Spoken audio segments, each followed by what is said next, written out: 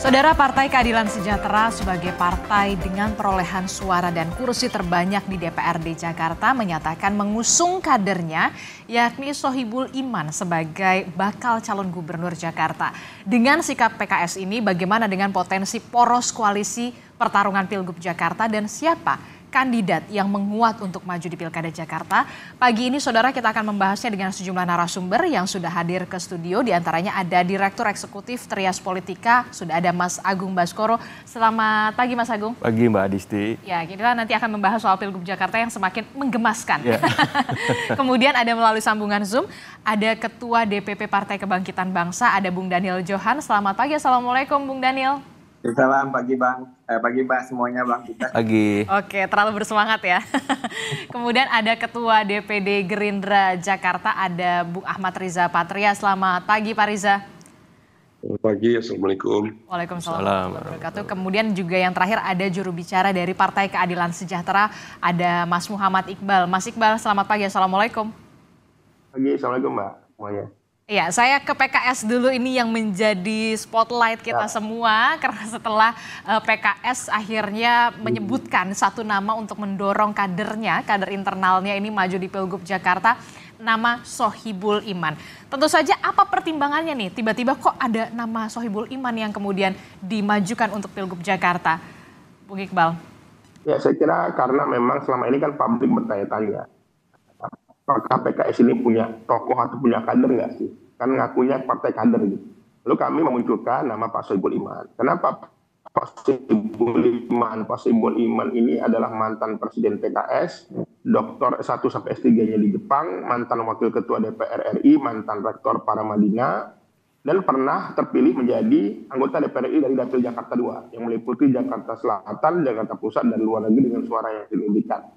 Artinya secara kompetensi kami memiliki tokoh. Tapi lagi-lagi semua politik ini masih dinamis. Kita melihat nanti perkembangan karena Pak Anies belum juga deklar secara resmi untuk maju sebagai calon gubernur. Ya, karena PKS ini tidak bisa mengusung sendiri. PKS hanya memiliki 18 kursi.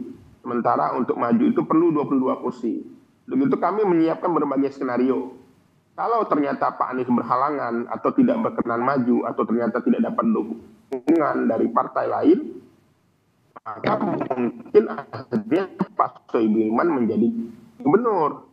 Skenario kedua, kalau Pak Anies ternyata berlayar, dapat perahu, dapat dukungan, bisa dipasangkan dengan Pak Sohibul Iman.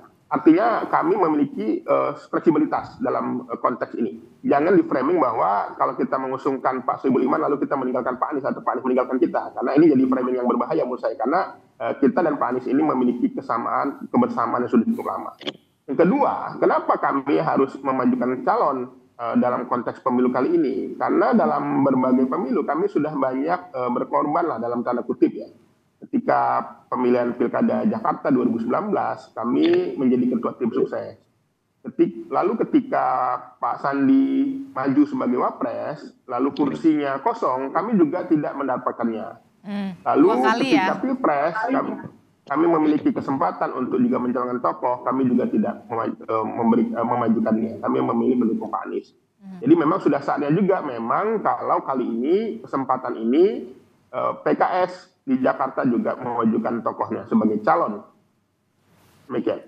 Oke, jadi nggak mau kena prank sampai 2 kali lah ya, intinya PKS begitu ya? Mas Iqbal?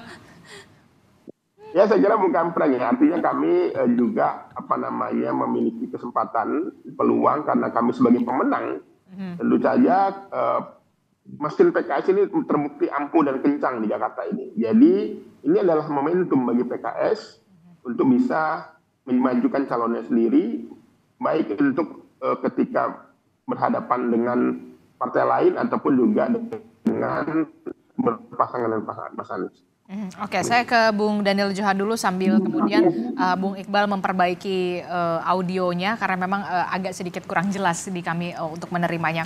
Saya ke Bung Daniel. Bung Daniel, ini kalau kita melihat tiba-tiba ada nama Pak Sohibul Iman yang kemudian dimajukan oleh PKS begitu di Pilgub Jakarta. Respon Anda sendiri bagaimana melihat partai Anda kan memang sudah jelas begitu ya mengusungnya adalah nama Anies Baswedan, utamanya DPW PKB Jakarta. Agak sedikit ketar-ketir nggak atau kenapa ya gitu? Ya, terima kasih Mbak. Tentu posisi kita adalah menghargai apa yang menjadi keputusan sahabat PKS.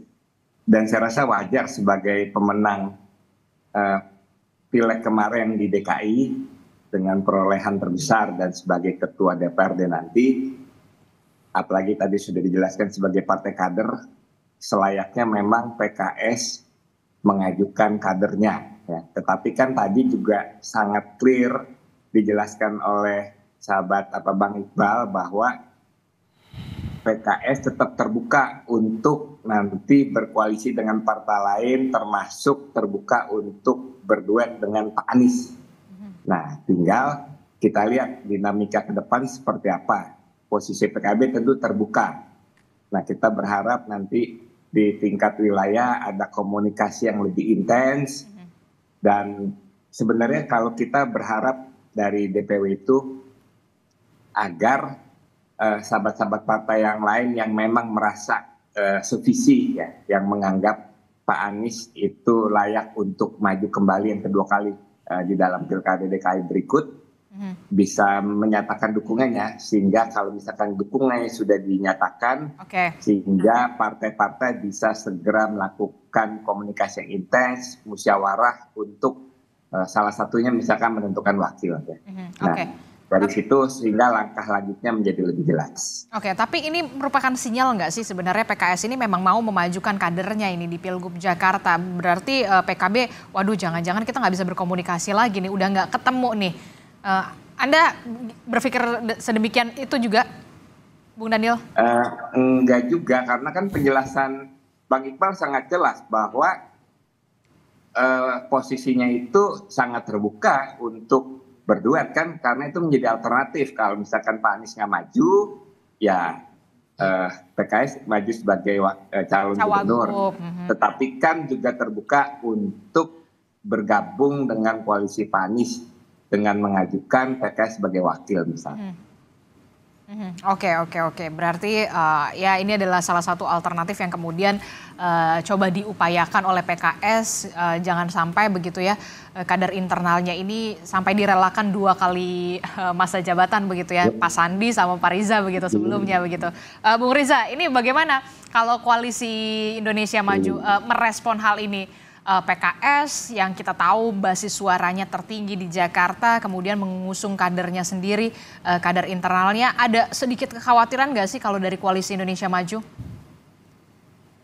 Saya kira enggak ya, justru kami mengapresiasi apa yang menjadi pilihan partai-partai PKS yang mengusung kader-kader terbaiknya, terlebih partai PKS dikenal sebagai partai kader.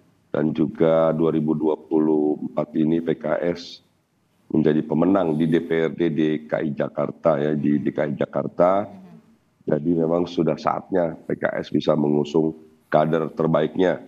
Dan Mas Sohibul Iman adalah juga tokoh ya yang luar biasa di PKS.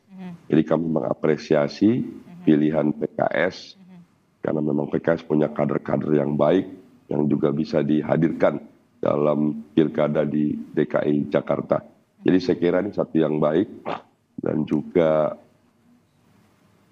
ya tentu harapan kita apa yang menjadi pilihan PKS ini juga menjadi pilihan yang baik ya.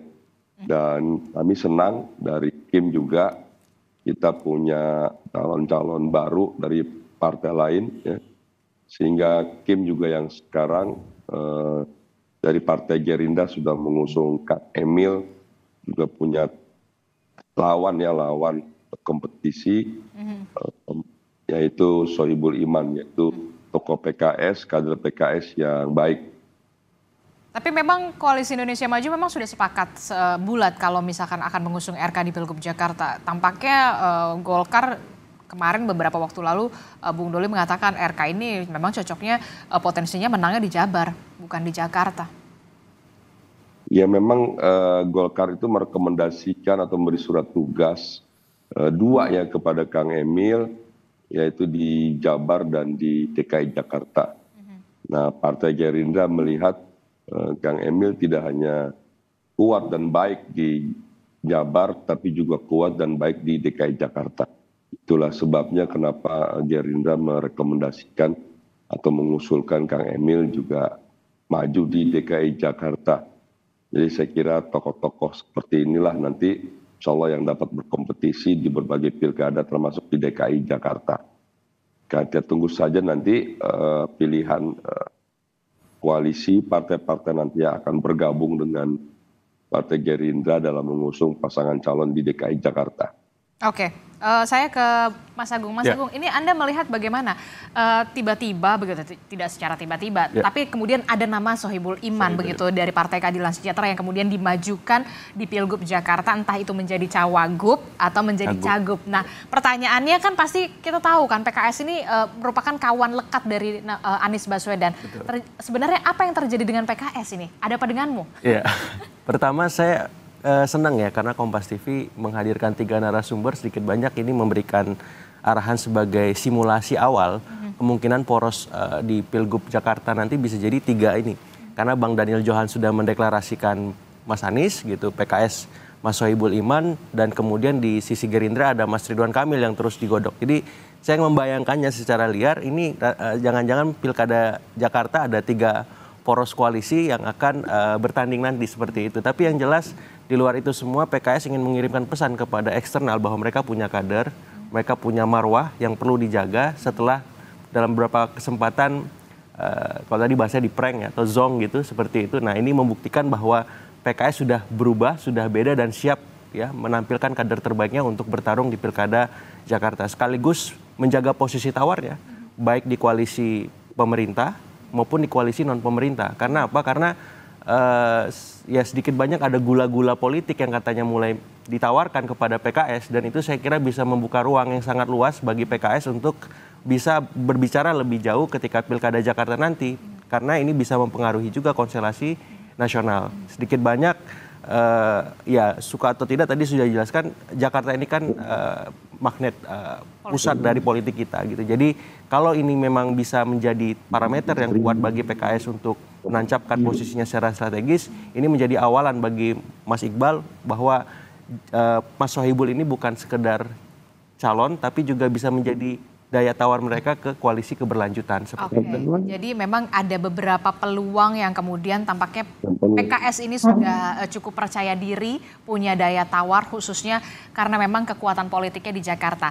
Ada poros ketiga, kemudian yang kemudian dimungkinkan terbuka, ataukah kemudian juga ini ada upaya untuk memecah suara dari Anies Baswedan? Oke, karena secara demografi politik sebenarnya ketika nama Anies dimajukan oleh PKB, maka yang dibutuhkan wakil yang bisa mengambil simpati di Jakarta Utara dan Jakarta Barat. Karena kenapa di Jakarta Utara dan Jakarta sementara Barat? Ini kelemahan Anies di sana, basisnya dari waktu ke waktu, baik di 2017 maupun di Pilpres kemarin seperti itu. Nah, kalau misalkan PKB sudah mendeklarasikan Anies, otomatis PKB butuhnya bukan dari PKS dalam tanda petik nih. Ya, begitu juga ketika PKS sudah mendeklarasikan Sohibul Iman, otomatis PKS bukan butuhnya Anies, karena dua kandidat tadi saling beririsan ya secara massa gitu, tidak melengkapi. Nah, beda halnya ketika misalkan Ridwan Kamil muncul atau nama lain yang dimajukan oleh koalisi keberlanjutan seperti itu. Jadi paling tidak ini bisa punya kans untuk memenangkan Pilkada Jakarta tersebut. Tapi kita kan tahu ini PKS punya mesin yang tangguh, yang kuat ya. Dia bisa membolak-balik hasil survei berapa kali kesempatan seperti itu. Bahkan ketika Mas Sohibul dimajukan itu sebenarnya menguatkan, mengafirmasi bahwa fatsun politik PKS bukan sebatas elektabilitas saja, tapi ada akseptabilitas. Ini yang tidak biasa. Tapi ya ini juga bisa jadi plus minus gitu. Karena akseptabilitas dalam konteks demokrasi modern seperti sekarang itu punya penantang kuat namanya elektabilitas gitu. Kalau misalkan PKS tidak bisa mengkonversi akseptabilitas ini kepada mesin-mesin elektoralnya, bisa jadi PKS gigit jari nanti di Pilkada Jakarta, padahal mereka pemenangnya di sini seperti itu. Jangan sampai gigit jari untuk ketiga kalinya ya, karena hat-trick ya.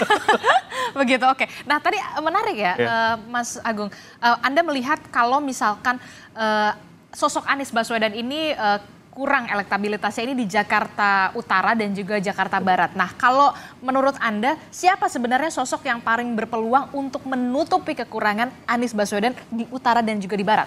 Ya, kalau saya sebut nama Kaisang nanti bisa rame ya, karena kemarin sempat muncul nama itu kan, karena Kaisang ini kan pendorongnya PSI dan kita tahu basis PSI itu di sana kuat gitu.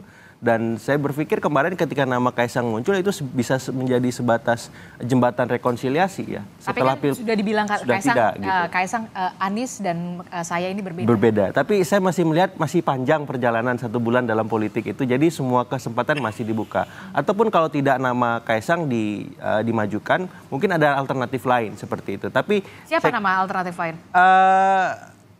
Mungkin saya bisa tanyakan ke Bang Daniel Johan nanti sama Bang Riza Patria, karena kans paling besar berkoalisinya sementara per pagi ini saya melihat bukan ke PKS justru Mas Anies. Ya justru PKS juga bukan ke Mas Anies gitu. Jadi ini semacam apa ya? Ya karena memang gaya tarik politiknya sama gitu. Jadi kalau misalkan mereka berkumpul, saya khawatir bisa kalah. Nah tapi kalau misalkan mereka berpikir ini punya kans untuk menang juga, ya it's okay. Tapi politik ini kan sangat dinamis ya, peta suara suka berubah, dan kita tahu bahwa basis-basis di Jakarta dan Jakarta Utara dan Jakarta Barat tadi memang tidak mudah untuk dimasukin oleh teman-teman PKS dan turunannya seperti itu. Jadi saya melihat memang ini menarik ya ketika PKS mendeklarasikan lebih awal, saya kira, karena memang saya berpikir mereka akan mengikuti alur dulu, baru di detik akhir menentukan sikap seperti itu. Seperti ya di detik-detik terakhir lah ya. Oke, saya ke Bung Daniel. Bung Daniel, ini gimana Bung Daniel? Tampaknya Jakarta Utara dan juga Jakarta Barat ini kalau misalkan cawagup dari PKS ini agak malah justru ada potensi bisa gagal lagi begitu. Anda melihatnya, jadi siapa nih kira-kira yang pas untuk di Jakarta Barat dan juga Jakarta Utara kalau dari PKB? Ya tentu dengan PKS cocok lah kalau memang akan berkoalisi nanti. Tetapi kan selain PKS yang sempat mendukung Pak Anies kan juga ada PDIP. Dan kita paham PDIP sangat kuat di Jakarta Barat dan Jakarta Utara. Dan saya rasa PDIP tidak kekurangan kader nanti. Kalau misalkan emang juga akan mengajukan sebagai calon wakil dari Pak Anies. Ya sempat muncul kan nama Pak Ahok, sebenarnya sangat baik. Cuma kan secara peraturan tidak boleh Pak Ahok menjadi wakil lagi. Dia harus hanya yang sudah jadi gubernur hanya bisa calon. Tapi Mas Agung berbisik kayaknya sulit deh. Gimana? Kenapa sulit Mas Agung? Ada aturannya kan Mas? Ada aturannya kan. Kalau Ahok ya, artinya kan kader lain dari PDIP kan sangat cukup banyak lah yang akan memperkuat kemenangan nanti di Pilkada DKJ. Tinggal sama Mas Anies berarti.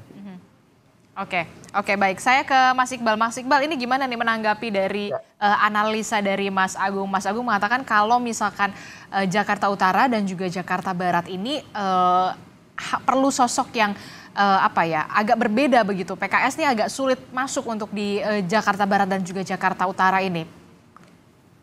Ya saya kira kalau tadi melihat peta bahwa memang di Jakarta ini PKS sebagai pemenang.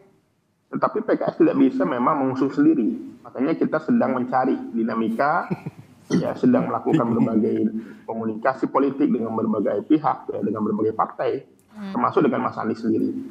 Tetapi kalau seandainya Pak Anies dapat dukungan dari PKB atau Nasdem dan berpasangan dengan PKS, saya kira ini nggak melihat peta wilayah lagi. Karena Pak Anies ini pernah main di Liga 1, kira-kira gitu. Main di Liga 2, pasti dia akan sangat jago membawa bolanya gitu ya, kira-kira sangat populer gitu, sehingga sangat percaya diri kami seandainya pasangan Anies Sohibul ini bisa memenangkan Pilkada Jakarta. Apalagi kalau misalnya calonnya diimpor dari provinsi sebelah misalnya. Diimpor dari provinsi sebelah siapa tuh? RK. RK. Tentu saja ini lebih mudah, menurut saya lebih kuat Mas Anies sebagai incumbent dan Pak Sohibul Iman selaku orang yang pernah terpilih di Dapil Jakarta 2. Kira-kira begitu. Tapi kalau skenario lain ternyata memang Mas Anies ternyata tidak berkenan maju atau mendapat tawaran dari pihak lain gitu ya untuk dapat posisi lain, tentu saja kami juga siap juga untuk maju sendiri. Kira-kira begitu. Oke, siap juga untuk maju sendiri kalau memang Mas Anies ini punya ada pikiran dan juga kalkulasi yang berbeda begitu dari PKS. Nah, Mas Iqbal, kalau misalkan dikatakan ini PKS lagi berupaya untuk memecah suara dari Anies Baswedan dengan adanya poros ketiga begitu. Bagaimana respon Anda, jawaban Anda soal ini? Saya kira ini belum final tentang poros ketiga. Kami masih memunculkan tokoh, lalu kami nanti bernegosiasi, berkomunikasi. Jadi feeling kami justru di Jakarta ini nanti nggak banyak poros, saya kira. Maksimal 2 aja lah, karena tadi surveinya cukup tinggi, popularitas cukup tinggi, dan tentu saja orang akan berhitung untuk berhadapan dengan PKS, apalagi bisa bergabung dengan Mas Anies, kira-kira gitu. Itu sangat kuat, kami yakin sekali. Karena tadi popularitasnya saya kira warga Jakarta nggak ada yang kenal Mas Anies lah. Karena beliau pernah jadi gubernur 5 tahun, pernah nyalon presiden, ya. Artinya se-Indonesia aja tahu ya, dengan kinerja yang kepuasan cukup tinggi. Tapi lagi-lagi kita melihat dalam politik itu kan ada banyak kejadian di last minute. Dalam namanya teori tikungan Mandalika gitu ya. Untuk itu kami pun harus mengantisipasi. Seandainya tiba-tiba Mas Anies tidak bisa berlayar, tidak mau atau tidak jadi, atau dapat tawaran dari pihak lain untuk masuk jadi kabinet misalnya gitu ya. Lalu kami juga sebagai partai harus punya sikap, kami juga harus punya tokoh. Jadi kami memang melihat bahwa ini adalah momentum bagi PKS. Maka kami sejak awal sudah memberi pilihan ke Mas Anies. Mau masuk jadi kader, tidak perlu wakil dari PKS. Tapi kalau tidak berkenan jadi kader, maka ambillah wakil dari PKS. Kira-kira begitu. Oke, ada backup plan-nya lah ya, jangan sampai kemudian maju tanpa ada pelurunya begitu ya. Kalau dari PKS jangan sampai gigit jari sampai ketiga begitu. Nah, tapi begini, yang menarik juga ketika ada gula-gula politik begitu ya, yang tadi juga sudah disinggung oleh Mas Agung, benarkah PKS juga memunculkan nama Sohibul Iman ini juga sebagai daya tawar untuk bisa masuk ke koalisi pemerintahan yang sekarang setelah dalam tanda kutip puasa selama beberapa tahun ke belakang? Jangan dijawab dulu Mas Iqbal, tetaplah bersama kami di Sapa Indonesia Pagi.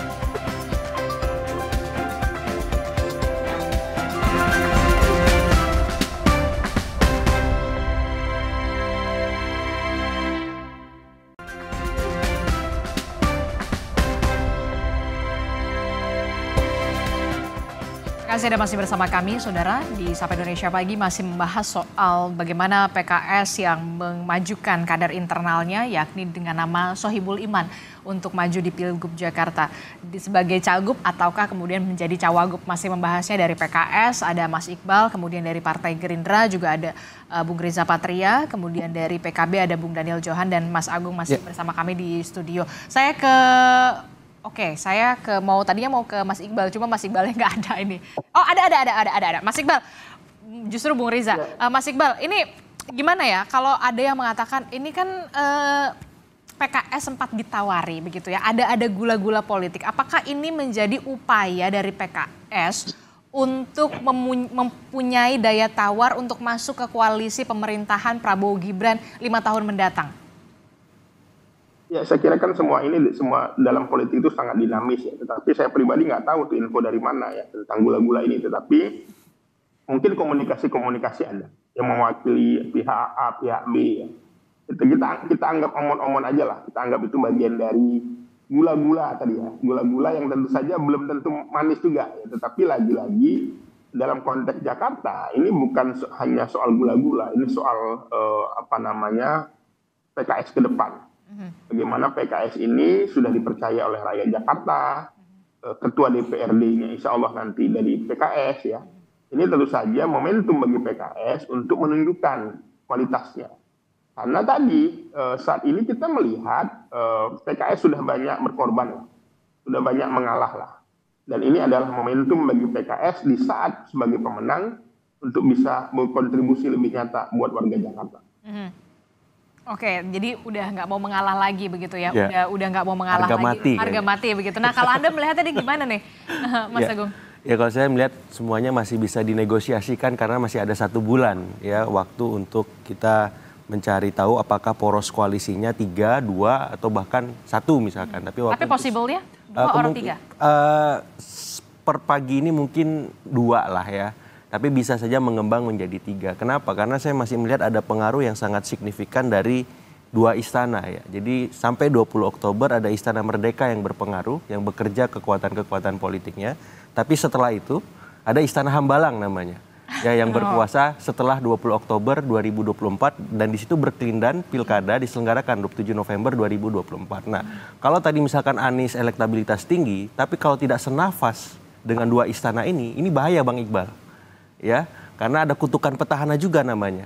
Ya, kalau 2014 kemarin ada Jokowi efek, ya. 2017 ada 212 efek. Nah, kalau 2024 ini prediksi saya ada istana efek namanya. Nah, kalau Mas Anies tidak membaca ini atau PKS tidak membaca ini bisa menjadi sebuah bumerang politik nantinya. Sehingga mau tidak mau, kenapa PKS tiba-tiba melakukan manuver tajam ya, mengagetkan lawan dan kawan mungkin juga seperti sampai itu. Sampai ngepot-ngepot ya. Saya kira ini bagian dari membaca arah angin politik istana tadi.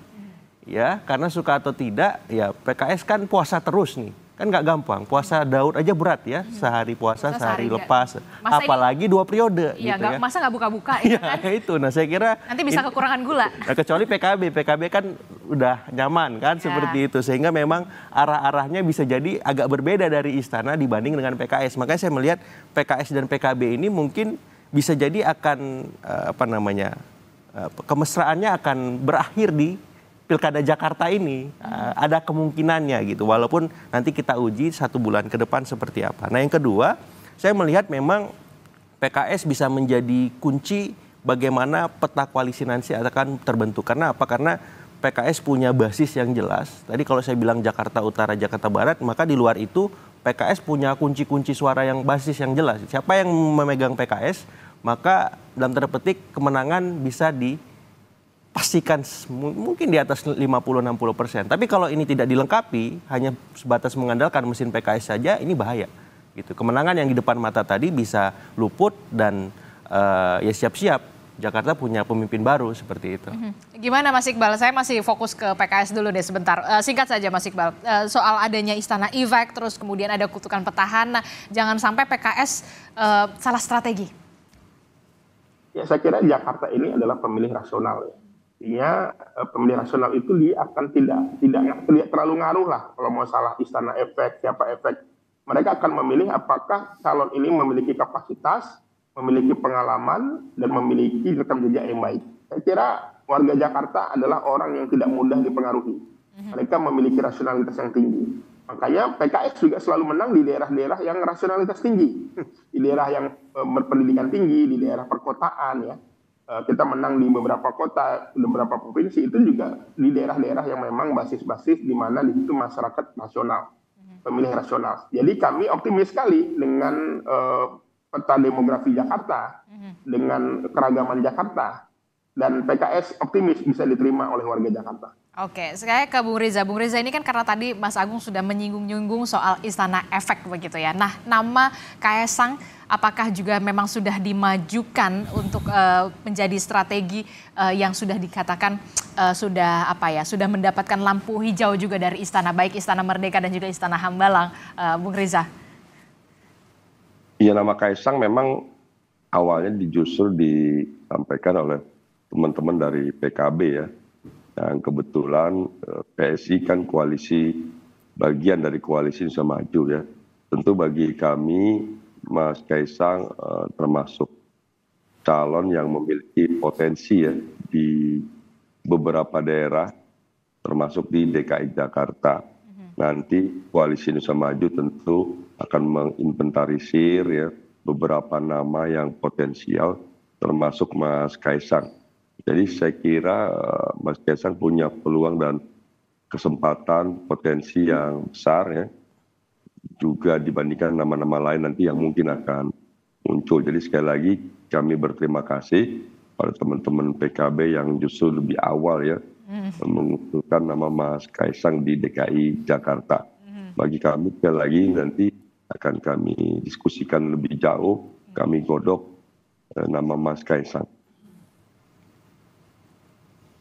Nah ini kan kalau kita lihat ya, Gerindra ini kan juga punya posisi daya tawar yang kita tahu cukup tinggi juga begitu ya. Tidak hanya di Pilpres tapi juga di Pileg. Nah kalau misalkan dari kader internalnya sendiri sebenarnya punya nggak sih memang kader potensial yang memang juga dimajukan sejumlah nama.